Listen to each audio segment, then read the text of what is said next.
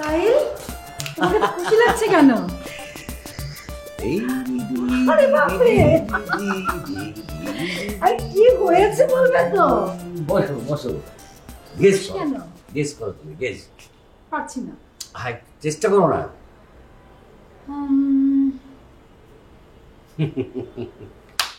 Finally আমাদের plan success হলো। কোন প্ল্যান? আরে আহাদ, আহাদ পেরেছে। হাত পেরেছে মানে আনিকাকে শুট করতে? হ্যাঁ, এই মাত্র আমাকে ফোন করে জানালো আনিকাকে শুট করে সে দৌড়ে পালাচ্ছে। এতক্ষণে মনে হয় আনিকা শেষ। আহ, আমার যে কি ভালো লাগতেছে।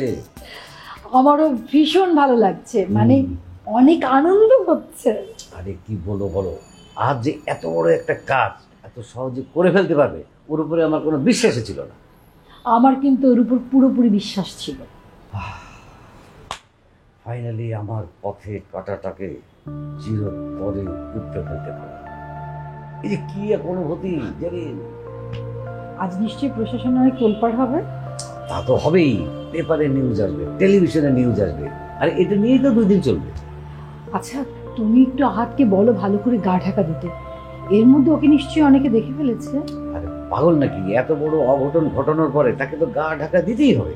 বুঝতে জানে মানে এই বলদটা যদি ফাঁসে তাহলে আমরাও তো ফেসে যাবো।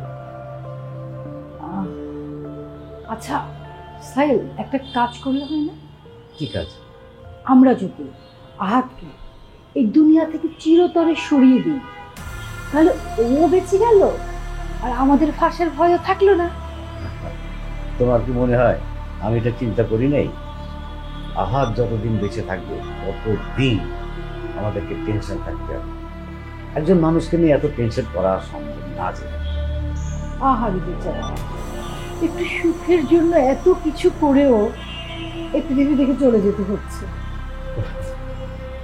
একটু তো খারাপ লাগবে, কিন্তু কি আর করা বলো, নিজের ভালো তো পাগলরাও বোঝে।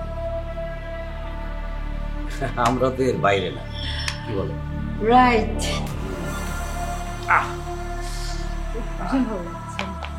এতদিন এতদিন পর একটু নিশ্চিত দেখুন আসবে।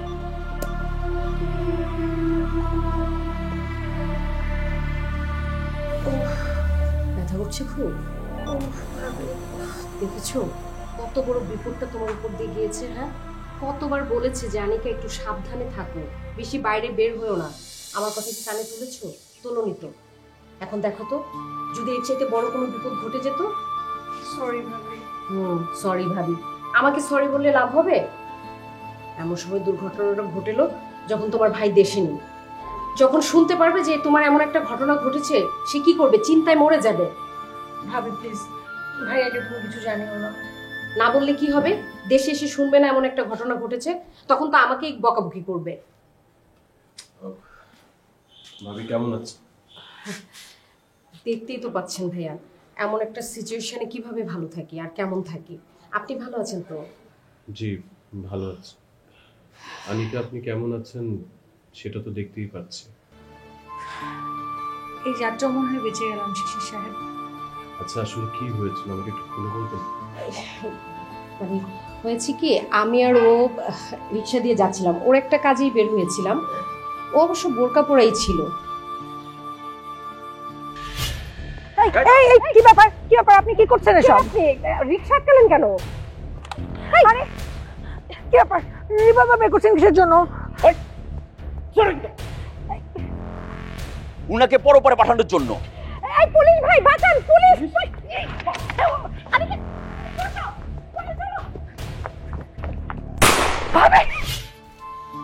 আচ্ছা আনিকা, আপনার কি মনে হয় এই লোকটাকে আপনি আগে কখনো দেখেছেন? না শিশির সাহেব, আমার মনে হয় না আমি লোকটাকে আগে কখনো দেখেছি। আচ্ছা আপনার কি মনে হয় এই লোকটা সাহিলের কেউ হবে? সেটা তো আপনারা খুঁজে বের করবেন শিশির সাহেব। ও হ্যাঁ, তবে একটা জিনিস, লোকটি না বারবার তার ভাগ্যের কথা বলছিল। আনিকা, আপনাকে অনেকবার আমি বলেছি সাবধান হয়ে চলাফেরা করতে, কিন্তু আপনি তো আমার কথা শুনতেই চান না। সেটা শুধু আপনি বলেছেন? আমি আর ওর ভাইয়া সারাক্ষণ একই কথা বলছি যে তুমি সাবধানে চলাফেরা করো, বাহিরে বের হও না। কিন্তু ও কি কারো কথা শুনছে? ও কি ভাবছে জানেন? ও ভাবছে যে ও একবার যখন মৃত্যুর মুখ থেকে ফিরে এসেছে, ওর মনে হয় আর কখনো কোনো বিপদ হবে না, কেউ ওর কিছু করতে পারবে না। সেটা তো নগদেই প্রমাণ পেয়ে গেছেন।